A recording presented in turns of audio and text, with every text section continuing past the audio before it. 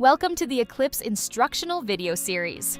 In this video, we'll walk through the process of submitting a residential building permit application in Eclipse. While all construction permit applications follow the same general format, the specific details requested may vary slightly depending on the permit type. If your project involves a multifamily, a commercial, or a mixed-use building, refer to the Apply for a Commercial Building Permit video instead. Before starting any permit application, be sure to review the permit requirements on L&I's website at phila.gov/li. To help your residential building permit application go smoothly, there are a few important things to know before you begin. First, if your project requires a zoning permit, we recommend applying for it before seeking your building permit. This streamlines the process and avoids delays, as the building permit cannot be issued until the zoning permit is approved. Visit phila.gov/li for guidance on when a zoning permit is required. Second, if you are a licensed contractor, make sure your insurance is valid and on file with L&I. If your insurance has expired, please update it as soon as possible by revisiting your license. You can find instructions for uploading valid insurance on the Eclipse Help page on the L&I website. Third, confirm whether any pre-approvals are required. Depending on your project, you may need approvals from other city departments before applying. You can find more information on required pre-approvals on the L&I website. Finally, once your permit is approved, you'll need to schedule inspections.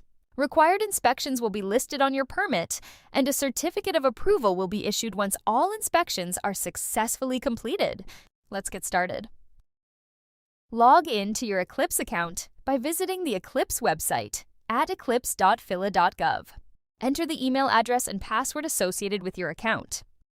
Then select Sign In. If you do not yet have an Eclipse account, you'll need to register an account first. For help creating an account, refer to the Creating an Account in Eclipse video. After signing into your account, you'll be directed to the Getting Started homepage. Scroll down to the Permits and Certificates section and select the Apply for a Permit or Certificate link. The Apply for a Permit page will open showing a list of available permit types. If you need help determining which permit you should choose, please visit the website at phila.gov/li. To apply for a residential building permit, click the arrow to expand this section and view the available permit options. Read the descriptions carefully and select the work scope that matches your project, then click the Apply button to begin your application. For this video, we'll choose the new construction option for this residential building permit. The permit application screen will now appear. For help with your permit, click on the Eclipse Help link for instructional videos and guides. Or click the link to the Get a Building Permit page on the website for a list of requirements for this application. Be sure to fill out all fields marked with a red asterisk, as these are required. Fields without an asterisk are optional and may not apply to your project. Let's begin completing the application information. The first field is for master permits. Master permits only applies to projects that involve multiple new construction permits of the same permit type. This feature allows you to clone the details from your master permit onto the current application. For more information on master permit approvals, visit the website at phila.gov/li. Identify your relationship to this permit. Most applicants are either property owners or professional tradespersons, such as design professionals, contractors, or expediters. If you select professional tradesperson, an additional field will appear. From there, you can select the appropriate professional or trade license from the pull-down list. This list displays all licenses linked to your account that are eligible to serve as an applicant. If there are no professional or tradesperson options listed in the drop-down, then your account is not associated with a trade license. For this application, we will select Owner. The type of work will default to the specific work scope that you applied for. If you applied for the wrong type of work, you can select the correct work type from the pull-down list. In this example, we selected New Construction. Indicate if structural work is part of this permit by checking the box. Choose the applicable occupancy type from the options provided. In this example, we will select one family. Next, enter a detailed description of the work to be done under this permit. This description is used by the department to quickly understand the scope of work. Next, identify the licensed professional responsible for the project by using the search feature. Be sure to search for the name of the design professional and not the name of the design firm. If you can't find the correct design professional in the search, select No. A field will appear where you can enter the design professional's information. Please note, you must enter the design professional's name, company, address, email, and phone number within this field. For more information on when a design professional is required, click the Help icon. If there is a project associated with this address, use the search feature to find and select the project. If your project is phased, you should consider establishing a city-managed project to streamline reviews. For more information, click the Help icon or visit the website at phila.gov/li. Next, choose your review type. Remember that review times and fees vary depending on the review type selected. The Comply with Easy, Standard, and Accelerated review options are only applicable for select types of work. Click the Help icon to review the guide on review types. In our example, we will choose Standard Review. Next, search for the property. Use the search field to enter the property address, the building identification number, or the OPA account number. Then select the magnifying glass. Once you select the parcel address and click Select, the address will display in the table below. Please note that addresses must be registered with the Office of Property Assessment to appear here, and they may not always match the mailing address. Use the links provided if you need assistance. Depending on your application type and characteristics of the property, you may see multiple results, such as several buildings, parcels, or condominium units. Select the specific building, parcel, or unit from the list. For work on an existing building, select the entry labeled Building. For all other applications, select the entry labeled Parcel. If the parcel has condominium ownership, be sure to choose the correct unit. Finally, if applicable, use the specific location box to identify the exact location within the structure or on the property where the work will be performed. Select the checkbox if the permit is for a modular building. If your project includes excavation that is more than 5 feet below the adjacent grade, you must check the excavation box. You may either include the excavation work with this application, or if you applied separately, enter the permit number in the field below. Please note, all new construction projects will result in excavation more than 5 feet below adjacent grade. In those cases, the excavation box will be checked by default. Unchecking this box will result in delays to your permit. For more information on excavation permit requirements, visit the website at phila.gov/li. If your project includes any trade work or excavation work, select the appropriate boxes to include those scopes in your application. Based on what you select here, you will be prompted to provide additional details later in the process. Adding additional scopes of work will automatically generate permit reviews for each scope selected, and separate permits will be issued. Please note, if the type of work is new construction, you must select mechanical, electrical, and plumbing as additional scopes of work. Fire suppression work is optional. In our example, we will select all trade work including excavation. Before moving on, click the Save icon at the bottom of the page.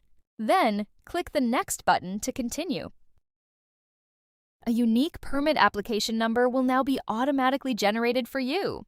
This number, along with the type of application you selected and the current status of your application, will remain visible at the top of the screen throughout the process.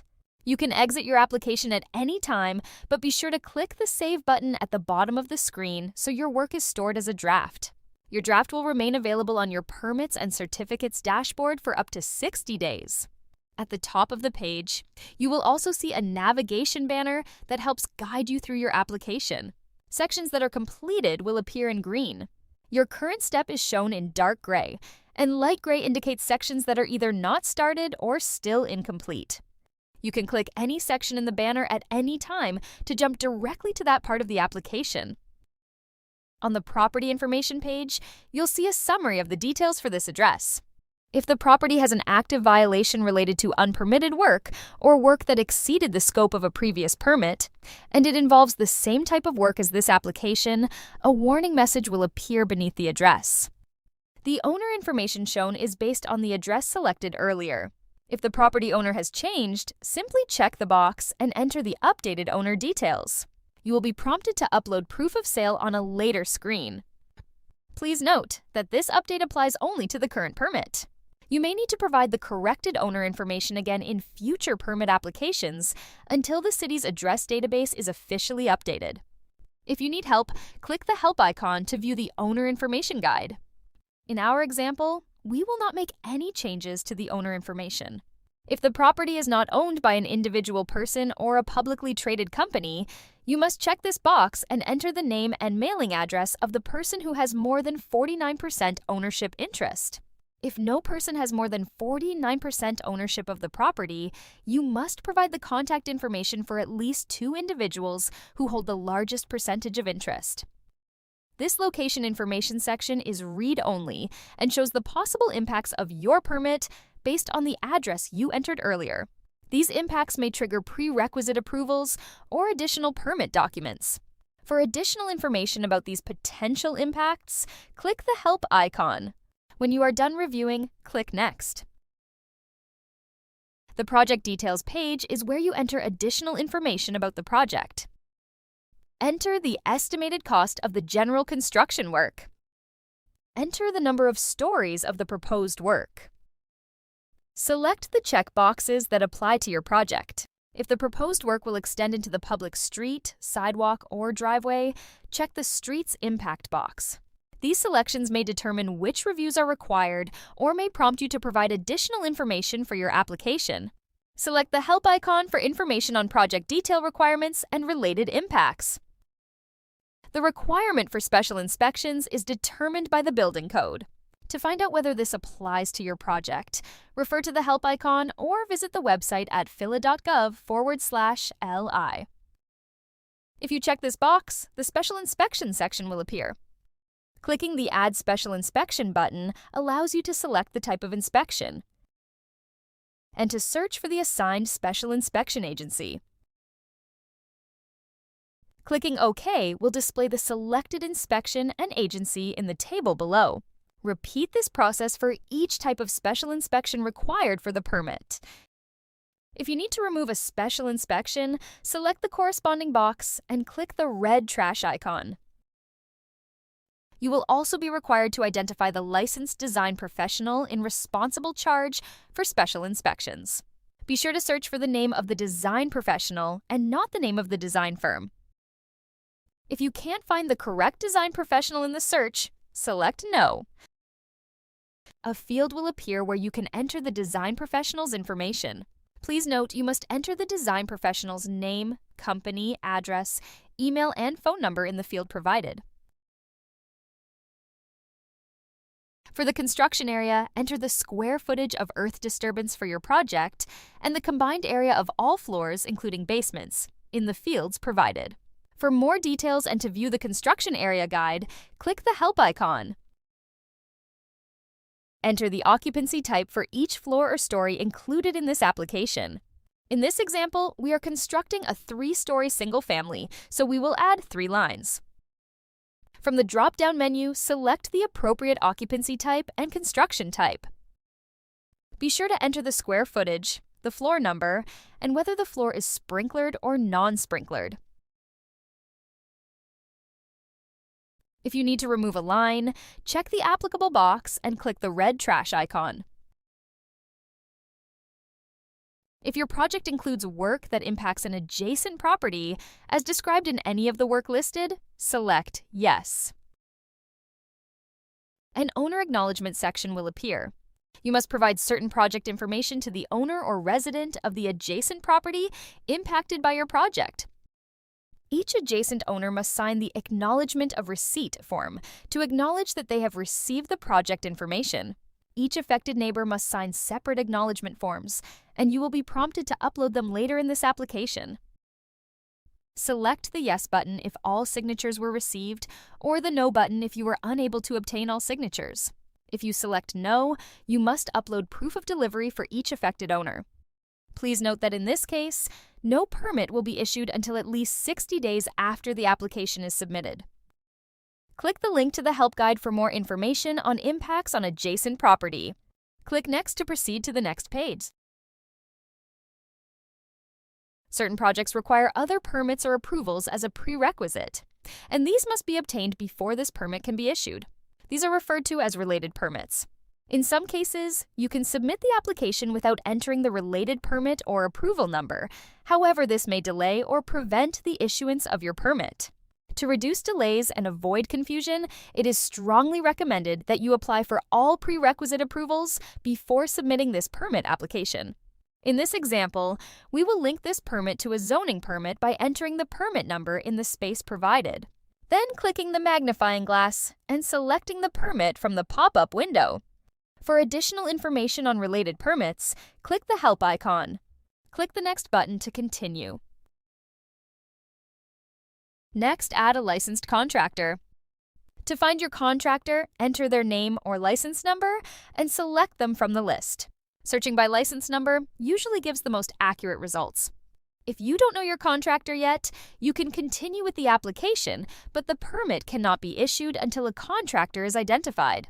If someone other than the contractor is completing the application, the licensed contractor will need to verify the association before the permit can be issued. Once you add a contractor, they'll receive an email prompting them to log into their Eclipse account and confirm their association with this permit. The permit will not be issued until this verification is complete. If you can't find your contractor or need more help, select the Help icon for additional guidance.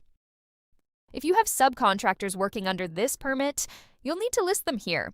Subcontractors who are operating under their own trade permits do not need to be included. Enter the subcontractor's name or license number and select them from the list. If you don't have that information yet, or if you need to make changes later, you can return to your permit in your Eclipse account and update it at any time. Click Next to continue. The following pages are included here based on the selections that were made in the Additional Scope of Work section earlier in the application. The first page is Mechanical Fuel Gas Permit Details. Enter the estimated cost of the mechanical or fuel gas work. Add all equipment to be included in this application. Select the plus icon in the table and choose the appropriate equipment from the drop-down menu. Be sure to enter quantities for each item you add. Next, select the licensed contractor. If you do not know your contractor at this time, you can submit your application without completing this step and provide the contractor information later. Please note, a mechanical permit will not be issued until a contractor has been identified. Click Next to continue. Next, enter the electrical permit details. Enter the estimated cost of the electrical work. Next, enter the equipment details. Review each option carefully and select only those that apply to the scope of work being performed under this permit. Additional details may be requested based on your selections. Enter the licensed electrical contractor. If you do not know your contractor at this time, you can submit your application without completing this step and provide the contractor information later. Please note, an electrical permit will not be issued until an electrical contractor has been identified. If your contractor cannot be found, you can use the contractor lookup tool on our website to verify that the company is approved for the work type. Visit phila.gov/li/contractor-lookup. Next, identify the electrical inspection agency that will perform the electrical inspection under this permit. You can search by company name or license number, then select the agency from the list. To narrow the search results, it is best practice to use the license number. Refer to our Electrical Inspection Agency Guide for more information on third-party electrical inspection requirements and licensed agencies. Click Next to continue. Next, enter the fire suppression system details. Enter the estimated cost of the fire suppression work. Enter the pipe sizes for the applicable fire suppression system.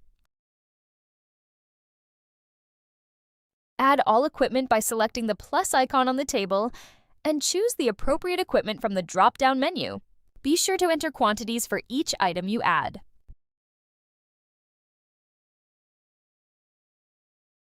Next, enter the fire suppression contractor. If you do not know your contractor at this time, you may submit your application without completing this step and provide the contractor information later. Please note, a fire suppression permit will not be issued until a contractor has been identified. If you cannot find your contractor, you can use the Contractor lookup tool on our website to verify that the company is approved for this work type. Visit phila.gov/li/contractor-lookup. Click Next to continue.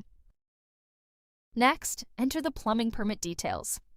Enter the estimated cost of the plumbing work. Review the options for exterior and interior plumbing work carefully and select the options that apply to your permit. Please note, depending on the proposed scope of work, certain options may be selected by default. In the exterior building drainage section, select the options applicable to your project and enter the plumbing contractor performing the exterior building drainage work. If exterior water distribution is part of your project, enter the water distribution size from the pull-down menu and enter the plumbing contractor performing the exterior water distribution work. In the interior plumbing section, select the options applicable to your project and add the equipment details. Click the plus icon and select the equipment from the drop-down list. Be sure to add a quantity for each type of equipment added. If you cannot find the appropriate equipment, select Other and include the details in the Work Description section on the first page of your application. If you need to remove equipment, select the applicable box and click the red trash icon. Enter the plumbing contractor performing the interior plumbing work. In the Other section, select the box if the plumbing work includes a well or septic system. In the Additional Details section, the selection for impacts to the public right-of-way is automatically set to Yes. This means a streets department permit will be issued along with your plumbing permit. If all exterior plumbing work will take place entirely within your property lines, you will need to schedule either a virtual or in-person appointment before continuing with this application. For plumbing work that extends into the public right-of-way, enter your PA1 call number in the space provided. You can find this number on your confirmation ticket or in the email you receive after submitting an 811 utility locate request. Finally, enter the cost for the excavation work in the field provided. Then enter the excavation contractor performing the excavation work. If you do not know your contractor at this time, you may submit your application without completing this step and provide the contractor information later. Please note, the excavation permit will not be issued until a contractor has been identified. If you cannot find your contractor, you can use the Contractor lookup tool on our website to verify that the company is approved for this work type. Visit phila.gov/li/contractor-lookup. Here is where you will upload your documents. Check the left-hand column to see whether a document is required. Required documents are based on the proposed work and structure type selected earlier in your application. Some documents may include a sample form identified by a download icon. Click the icon to view and download these sample forms. If a required document is not uploaded, you will not be able to submit your application and will need to return to this page. Please note that optional documents may still be necessary depending on your permit type. For a complete list of permit application documents, visit phila.gov/li. Click the Upload Files button to open the file folder on your computer and choose the PDF files you want to upload. Please be sure to upload PDF files that are no larger than 75 megabytes. Once the documents are uploaded, select the document type from the drop-down menu. Items marked with a red asterisk are mandatory uploads. If you use the standard file naming convention for your electronic plans, also referred to as e-plans, all sheets within the file will automatically sort based on their name. Visit phila.gov/li for more information on the file naming convention. Error messages will appear at the bottom of the screen to alert you to any errors or incomplete sections that will prevent you from submitting your application. In our example, we attempted to upload a Word document. Since the system requires a PDF, we are prompted to upload the file again in the correct PDF format. Once the issues are corrected, click Next. On the Manage Permit Notifications page, you can adjust email notifications, add additional contacts, or invite co-applicants.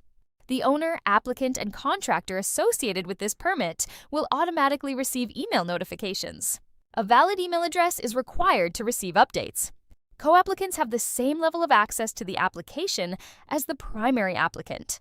They can view the status, review and respond to comments, pay fees, submit amendments, and access all permit-related details, including plans and permit documents.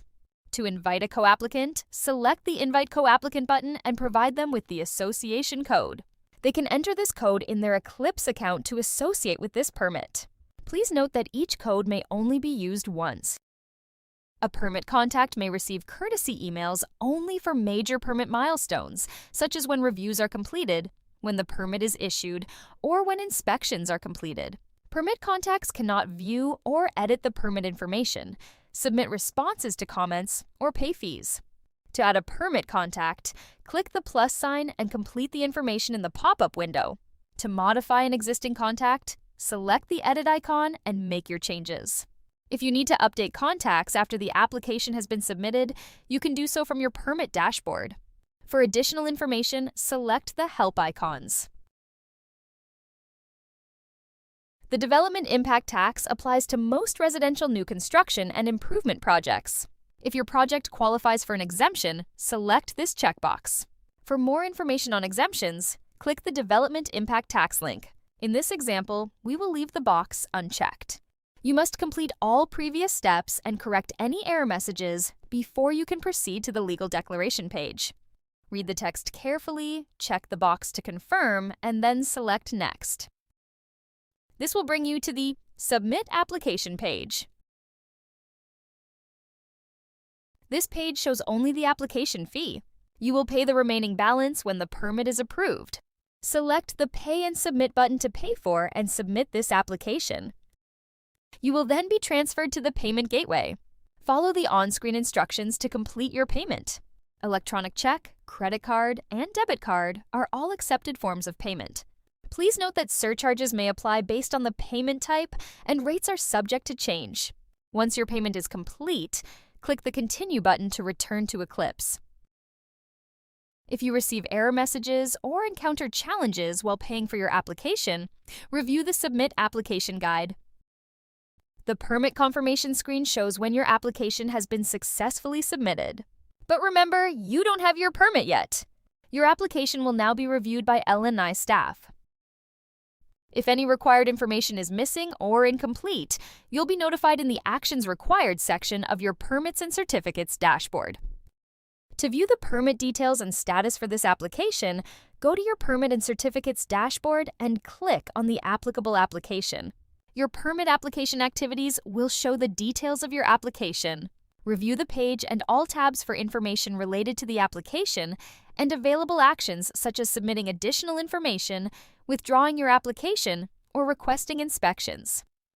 Be sure to check back often as information may be updated while your application moves through the city's review process. Thanks for watching! For more information, refer to Eclipse how-to guides, Eclipse FAQs, and other useful Eclipse videos at phila.gov/li. And for any general information, you can contact 311.